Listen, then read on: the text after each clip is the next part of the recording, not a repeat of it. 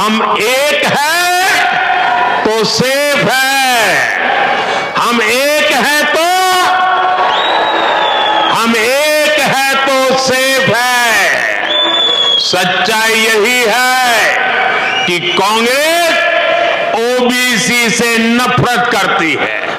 महायुति का घोषणा पत्र है, वहीं दूसरी तरफ महाअगाड़ी का घोटाला पत्र है। मैं अगाड़ी में कांग्रेस के दोस्तों को यह भी चुनौती देता हूं, वो कांग्रेस के नेताओं से युवराज के मुंह से बाला साहब ठाकरे की, उनकी विचारधारा की सार्वजनिक रूप से प्रशंसा करके दिखाए। कांग्रेस ने राजनीति में खुद को बचाने के लिए अपना सबसे बड़ा हथियार चला है। यह हथियार है एससी, एसटी, ओबीसी समाज की एकता तोड़ो, एकता तोड़ो और राज छीनो। कांग्रेस चाहती है कि ओबीसी समाज को कमजोर कर दो। भाई, आपकी एकजुटता को तबाह करने के लिए कांग्रेस मैदान में उतरी है। आपकी एकता से, आपकी मजबूती से कांग्रेस को सबसे ज्यादा तकलीफ है। आपको याद रखना है, ये महाअगाड़ी वाले महाराष्ट्र की महिलाओं के सबसे बड़े दुश्मन है। मैं कांग्रेस के महाअगाड़ी वाले साथियों को चुनौती देता हूं। एक चुनौती मेरी महाअगाड़ी वालों को है। ये पार्टियां कांग्रेस के युवराज के मुंह से, कांग्रेस के नेताओं से वीर सावरकर के तप, त्याग, बलिदान के कम से कम 15 मिनट रोज अपने भाषण में प्रशंसा करके जरा दिखा दे।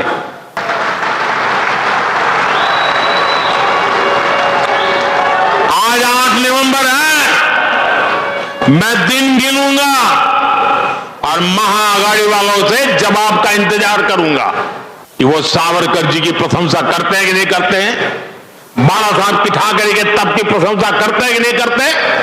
महाराष्ट्र भी देखेगा और हम गिनेंगे, आप भी गिनना। साथियों, इस चुनाव में आपको बीजेपी और महायुति के उम्मीदवारों को विजयी बनाना है। मैं आपसे आशीर्वाद मांगने के लिए आया। विकास की गंगा भारत के घर घर में पहुंचाने वाले आधुनिक युग के प्रधान सेवक, भारत के भाग्य विधाता, जन जन के नायक, माताएं बहनों के आधार, युवाओं के आशा स्थान, ऊर्जादायी करोड़ों लोगों के प्रेरणा स्थान, देश के गौरव, भारत माता के सपूत, विश्व नेता, तेजस्वी, सबसे यशस्वी लोकप्रिय पंतप्रधान जी माननीय श्री नरेंद्र मोदी जी, मैं आपको अनुरोध करती हूँ कि आप अपने तेजस्वी वाणी से हमको मार्गदर्शन करें।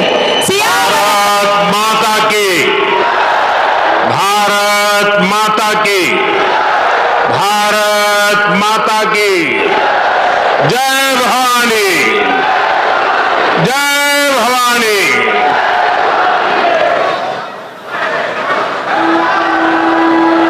प्रभु श्री राम का पदस्पर्शाने पवित्र नाशिक नगरीला माझा नमस्कार। मैं भगवान त्र्यंबकेश्वर और माता रेणुका को श्रद्धापूर्वक नमन करता हूं। आज महाराष्ट्र विधानसभा चुनाव प्रचार के पहले दिन मुझे नासिक की पुण्य भूमि पर आने का सौभाग्य मिला है। जब अयोध्या में राम मंदिर की 500 साल की प्रतीक्षा पूरी हुई, जब प्रभु श्री राम एक बार फिर वापस आए, तो अयोध्या में प्राण प्रतिष्ठा से पहले 11 दिनों के मेरे व्रत अनुष्ठान की शुरुआत भी यही नासिक से शुरू हुई थी।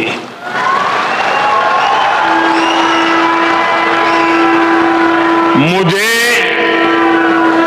कालाराम मंदिर में सफाई और सेवा का अवसर भी मिला था। आज एक बार फिर मैं विकसित महाराष्ट्र के लिए, विकसित भारत के लिए नासिक का आशीर्वाद लेने के लिए आया हूं।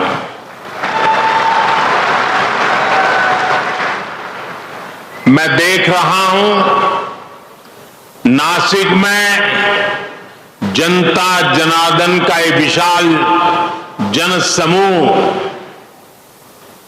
महाराष्ट्र का जन जन कह रहा है, भाजपा महायुती आहे तर गती आहे, महाराष्ट्राची प्रगती आहे। साथियों, आज महाराष्ट्र के प्रख्यात साहित्यकार और कला जगत के मजबूत स्तंभ रहे पूले देशपांडे जी की जन्म जयंती है। मैं उनका पुण्य स्मरण करता हूं, उन्हें अपनी श्रद्धांजलि अर्पित करता हूं। साथियों, आज हमारा महाराष्ट्र विकास कर रहा है। हमारा देश नए रिकॉर्ड बना रहा है, क्योंकि आज देश में गरीबों की चिंता करने वाली सरकार है। जब गरीब आगे बढ़ता है तभी देश आगे बढ़ता है। इतने दशकों तक देश में कांग्रेस और उसके साथियों ने गरीबी हटाओ का नारा दिया, फिर भी गरीब रोटी, कपड़ा, मकान के लिए मोहताज रहा। लेकिन अब केवल 10 वर्षों के भीतर भीतर देश के 25 करोड़ लोग गरीबी से बाहर आए हैं।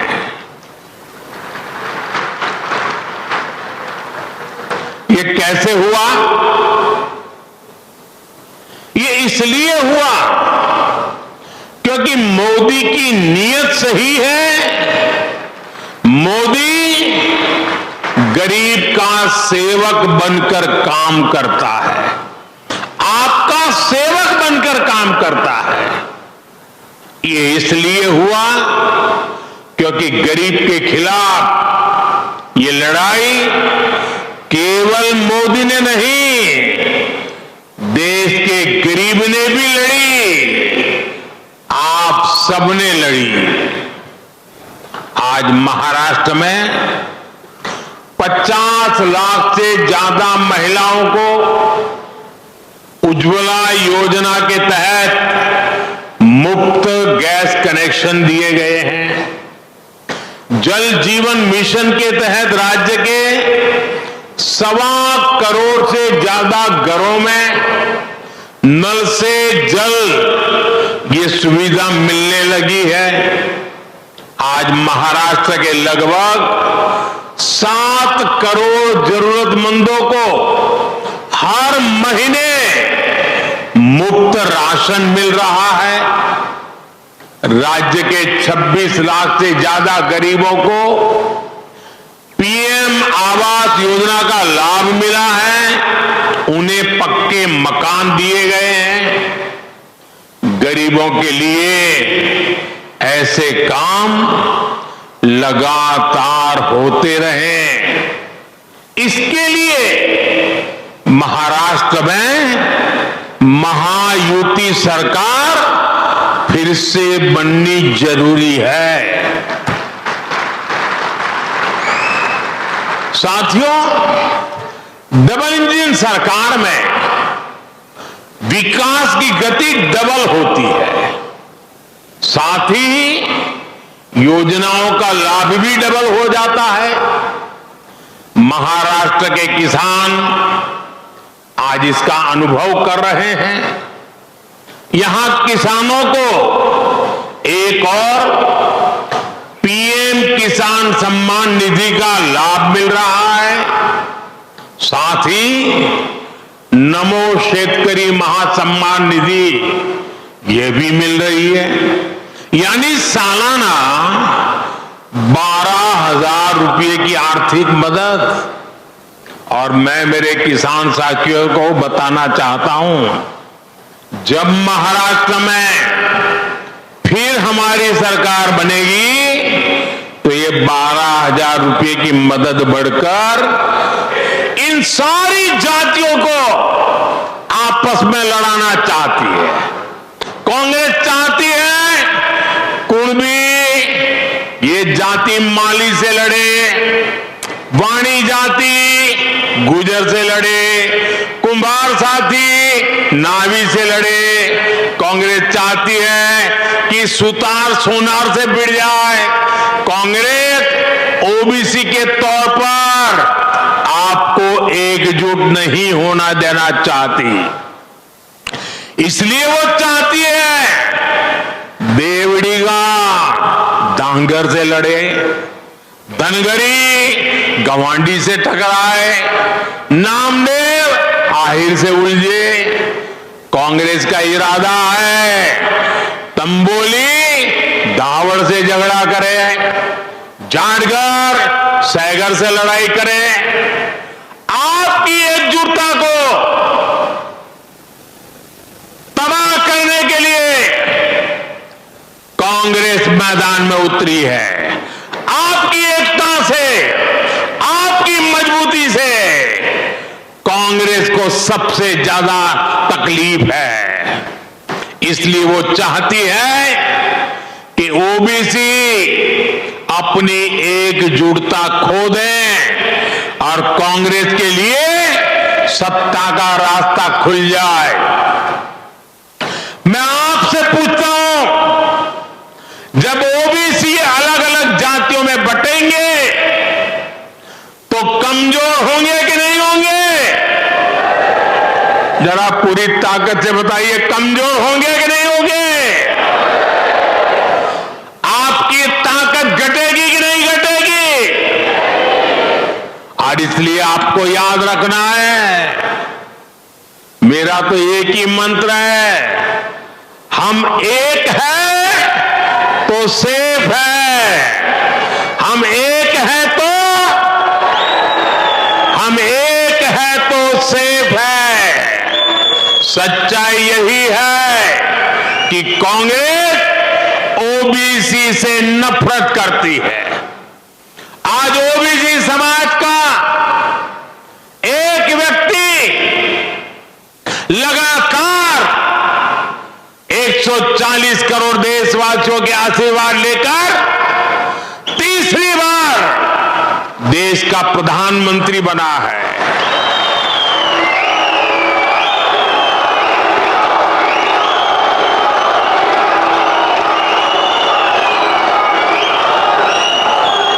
कांग्रेस को हजम नहीं हो रहा है ओबीसी, वो भी इतनी छोटी जाति का, वो कैसे प्रधानमंत्री बन गया और 60 साल के बाद तीसरी बार बनने वाला बन गया।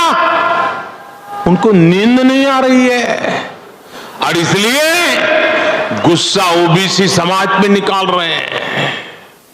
साथियों, यहां हमें आशीर्वाद देने के लिए इतनी बड़ी संख्या में माताएं, बहनें, बेटियां आई है। आपको याद रखना है, ये महाआघाड़ी वाले महाराष्ट्र की महिलाओं के सबसे बड़े दुश्मन है। आप जानते हैं आज पूरे देश में महाराष्ट्र की एक योजना की बहुत चर्चा हो रही है। हर एक की जुबान पे वो चर्चा है, माझी लाड़की बहन योजना, माझी लाड़की बहन योजना। हमारी बहन बेटियों को इस योजना का लाभ हो रहा है, लेकिन ये जो कांग्रेस और आघाड़ी वाले हैं, इन्हें इस योजना के बहुत तकलीफ हो रही है। इस योजना को बंद कराने के लिए ये लोग कोर्ट तक चले गए हैं। भाई और बहनों, बीजेपी और महायुति महिलाओं के सम्मान और प्रगति के लिए समर्पित है। केंद्र सरकार की नीतियों से आज महिलाएं सशक्त और समर्थन बन रही है। हम 3 करोड़ बहनों को लखपति दीदी बना रहे हैं। महिलाएं आज ड्रोन दीदी बन रही है, देश की प्रगति में सक्रिय भूमिका निभा रही है। आज हम गरीबों को प्रधानमंत्री आवास दे रहे हैं, तो वो भी गढ़ की महिलाओं के नाम पर दिए जा रहे हैं। अभी केंद्र में नई सरकार बनने के 100 दिन के भीतर ही हमने 3 करोड़ नए घरों को भी मंजूरी दी है। अच्छा, मेरा एक काम करोगे भाई? जरा हाथ ऊपर करके बताइए, मेरा एक काम करोगे? पक्का करोगे? देखिए, आज चुनाव में आप लोग घर घर जाने वाले हो, हर गांव जाएंगे, मोहल्ले में जाएंगे, लोगों से मिलेंगे। अगर आपको कहीं पर भी कोई परिवार कच्चे घर में रह रहा है, कोई परिवार झोपड़पट्टी में रह रहा है, तो उसको जाके कहना कि मोदी जी ने मुझे भेजा है, अब तेरा घर पक्का बन के रहेगा। ये कहेंगे और उसका नाम पता लिख करके मुझे भेज देना। देखिए, आप ही मेरे लिए मोदी है। आप जाकर के वादा कर देना, मैंने ठान के रखा है, मैं गरीब के पक्के घर बनाऊंगा। हमने महिलाओं को विधानसभा और लोकसभा पहुंचाने के लिए नारी वंदन अधिनियम भी पास कराया है। यानी जिन बहन बेटियों को कांग्रेस ने इतने दशकों तक शौचालय और सुरक्षा तक से वंचित रखा, अब वही विकसित भारत का चेहरा बनेगी। साथियों, चुनाव एक और महाराष्ट्र के भविष्य का चुनाव है, साथ ही ये महाराष्ट्र के सम्मान का और स्वाभिमान का चुनाव भी है। कांग्रेस ने कभी मराठी भाषा को अभिजात भाषा का दर्जा नहीं मिलने दिया। कांग्रेस के लोग घूम घूम कर वीर सावरकर को गाली देते हैं, कांग्रेस के नेता गाली देते हैं।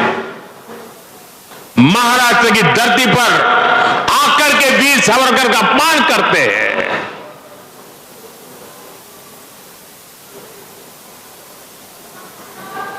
और मैंने सुना है कि महाराष्ट्र के आघाड़ी के कुछ नेताओं ने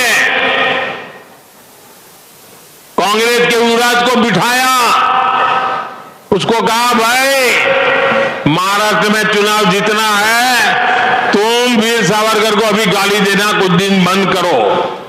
उसके मुंह पे ताला लगाया, गाली बोलना बंद करो। और ये देखिए, आघाड़ी वाले, सबसे बड़ा दुर्भाग्य ये है कि सावरकर की विरासत का दम भरने वाले आज आघाड़ी में कांग्रेस के साथ खड़े हो गए हैं। मैं कांग्रेस के महाआघाड़ी वाले साथियों को चुनौती देता हूं। एक चुनौती मेरी महाआघाड़ी वालों को है। ये पार्टियां कांग्रेस के युवराज के मुंह से, कांग्रेस के नेताओं से वीर सावरकर के तप, त्याग, बलिदान के कम से कम 15 मिनट रोज अपने भाषण में प्रशंसा करके जरा दिखा दे। एक युवराज कभी भी वीर सावरकर की प्रशंसा करने की हिम्मत नहीं करेगा। वीर सावरकर की काले पानी के दिन काल कोठी में बताया उनका वो कठिनतम समय और देश की आजादी के लिए लिया हुआ प्राण। कांग्रेस सब कुछ खारिज करती है। महाआघाड़ी वाले दल कांग्रेस से वीर सावरकर के काले पानी वाले दिनों की जरा प्रशंसा करके दिखाएं। आजादी की लड़ाई में वीर सावरकर ने कितने ही क्रांतिकारियों को प्रेरणा दी थी। महाआघाड़ी वाले दल कांग्रेस से ऐसे प्रेरणादायी वीर सावरकर की तारीफ करवाकर जरा दिखाएं। साथियों, देश और महाराष्ट्र की राजनीति में बाला साहब ठाकरे का योगदान अतुलनीय है। लेकिन कांग्रेस के नेताओं के मुंह से बाला साहब की प्रशंसा भी उसके लिए एक शब्द नहीं निकलता है।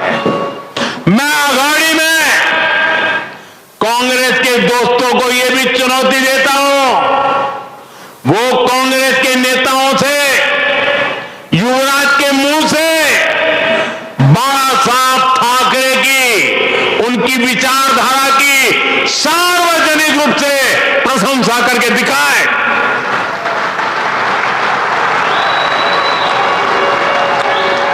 आज 8 नवंबर है, मैं दिन गिनूंगा और महाआघाड़ी वालों से जवाब का इंतजार करूंगा कि वो सावरकर जी की प्रशंसा करते हैं कि नहीं करते हैं, बाला साहब की ठाकरे के तब की प्रशंसा करते हैं कि नहीं करते। महाराष्ट्र भी देखेगा और हम गिनेंगे, आप भी गिनना। साथियों, इस चुनाव में आपको बीजेपी और महायुति के उम्मीदवारों को विजयी बनाना है। मैं आपसे आशीर्वाद मांगने के लिए आया।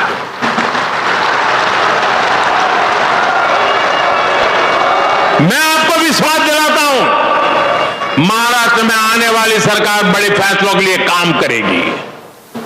आप प्रभु श्री राम की तपोभूमि नासिक से हमारे चुनाव अभियान की शुरुआत श्री प्रभु श्री राम के आशीर्वाद से जरूर सफल होगी। हम सब मिलकर विकसित महाराष्ट्र का सपना पूरा करेंगे। आप आए, इसके लिए मैं एक बार फिर आप सभी का आभार प्रकट करता हूं। जो चुनाव लड़ रहे हैं, सभी उम्मीदवारों से मेरा आग्रह है कि आगे आ जाए। जो इस असेंबली का चुनाव लड़ रहे हैं, जरा साथी आगे आ जाए। जो चुनाव लड़ रहे हैं, आठवले जी, आपको तो मेरे साथ रहना है, वहां यहां वापस नहीं आना है। अध्यक्ष जी, आप भी तो चुनाव लड़ रहे हो। भाजन रामलाल आ जाइए।